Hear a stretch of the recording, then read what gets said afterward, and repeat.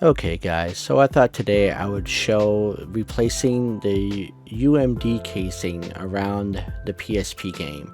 I know Captain Algebra just did a pickups video where he mentioned he picked up the Ghouls and Ghosts rather PSP game, and he accidentally cracked the UMD case when taking it out. So he said he was gonna try to find a loose copy of it to replace it, and I said, whoa, pump the brakes. You can replace those. So I thought I'd do a video on that. Now you can see the plastic windows of these, they kind of broke and you can push them in. Now the games and movies still work, but it's nice to not have to worry about that. So I bought these replacements from Amazon, and I'll have a link down below, but you can also find them on eBay as well. And they easily just come apart, as you can see here.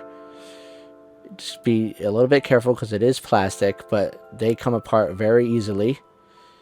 And they're nice and clear, and they're a lot sturdier than the ones that come with the original PSP UMD discs. So now you want to take your broken PSP game, or if you just want to replace it in general, and just find a weak spot. Trust me, all of them are going to have a spot that's going to be easy to pull apart. And once you find that, just start to pull it apart. And you only have to pull it apart enough to be able to slide the disc out. As you'll see here, it just starts to fall out on its own. So you just grab that carefully, and yeah. So there it is. That's T2, the movie UMD. I noticed it was pretty gnarly, so it's a good opportunity to splash some isopropyl alcohol on there and take in this case, an old t-shirt, and give it a rub down, clean it up. Now, I was always told when it comes to discs and CDs to go from the center and out towards the edge to clean, so that's what I've always done. Now you just want to take your UMD disc and place it in the bottom shell, so that the disc, the data side, the shiny side, is facing the bottom where the opening is of the case. We all know what a UMD case looks like. And then you want to take the top part, and I was just checking it there to make sure it was lined up right. I mean, it falls right into place. And then you just want to line up the top piece back up, and doesn't just snap. The main snaps are at the bottom and the two edges that stick out, and you'll hear them. They'll snap right in very easily. And then you just want to go around the edges, just make sure it's all in place. And then there you go, you got yourself a new UMD case. And I love the whole clear all the way around, so you can see the whole disc. I think that's really nice. They should have just done that in the first place, I think. But yeah, so there you go. It's a lot sturdier than the originals. So here, I just did a little fast forward here. I'm opening up the next empty case here. See, it just pops right open easily.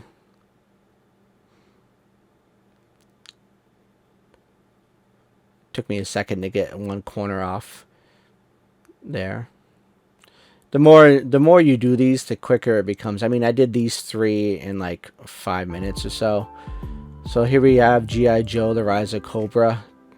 And this is not the movie, this is actually the game. And I'm just looking for the weak spot there. There's an indent on every UMD there that sometimes works best. But I find that if you look here, the opening where the disc reads from, right there, you can see it was totally cracked. So that was my my point of entry, if you will. So you can see here, you just easily pry it apart. Now, if you notice over there on the side, I have a box cutter. I sometimes will use that to help just get it started and pry it open. But for these, I didn't have to do that. So there we go. We got the G.I. Joe game. That one was already pretty clean. It didn't look like it needed any kind of cleaning, but it's a good opportunity when you have it out of the case like that to just give it a cleaning if it needs it. Here I am just lining the top up. Just give it a couple pinches in the corners there. That's the main part there, and then at the top is another little spot. And then I just kind of go around the edge, just make sure.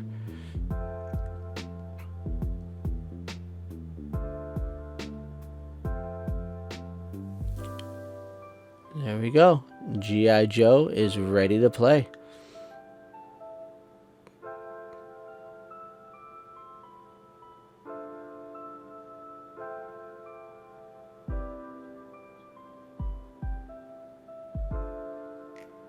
And again, it looks so much better with these clear cases, I think. And then we have a real good one here. We got Metal Slug XX. So I just skipped over the, you don't need to see me opening up the blank one. And then here, again, just finding that point of entry. There, I'm showing there's like a little hole in each one there. And a lot of times that's a good spot to go, but if that doesn't work, go with the opening of the disc.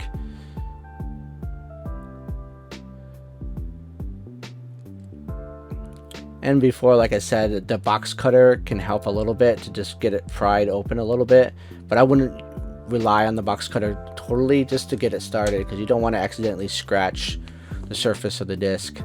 So there we got Metal Slug XX. Now this is a really good game, and it actually looked pretty clean, but I figured for this one, I'm gonna give it a little spit shine here, make it look really nice. Here we are. Just set it in the bottom shell,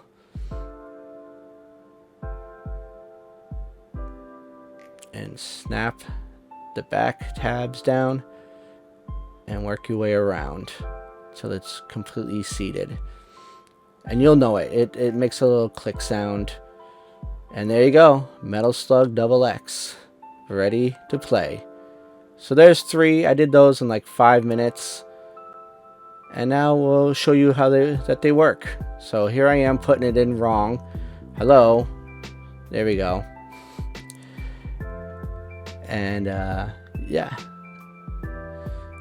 So here I'm just waiting for it to register. We all know the PSP is a little bit slow, so it takes a minute. And of course I'm in the game section, and this was a movie. I didn't dawn on me there for a second.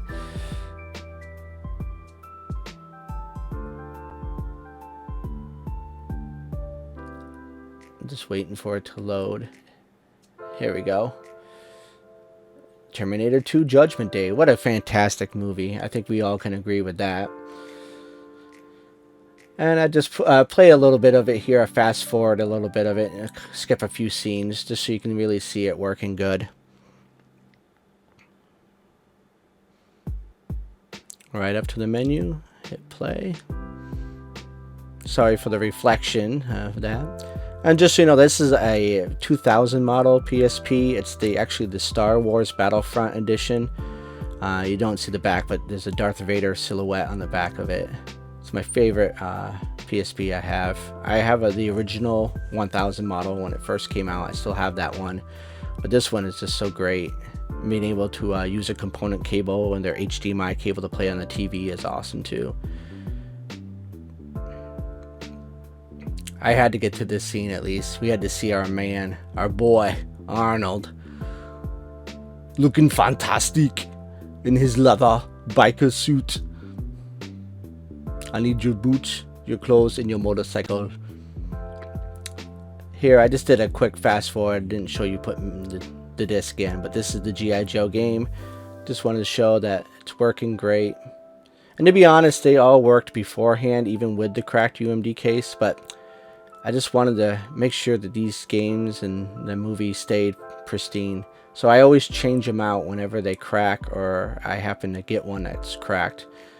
I picked up the story about that Metal Slug one. Is I got that at a convention, and it was obviously a loose copy, and they had put the price tag sticker right on the plastic, and then when I went to try to get the price tag off is when I accidentally pushed it in and kind of cracked it. So that was the story behind that one. So here we are, Metal Slug XX. This is a fantastic game. If you haven't tried this Metal Slug, it's a great game. I think they might have a version of this on the PS4, if I'm not mistaken, to play. You can download or something. But yeah, great game, and it's an easy job to do. It doesn't take much, and I'll leave a link down below so you can order them from Amazon. And with that, this has been 8-Bit Glitch 79, and I'm glitching out.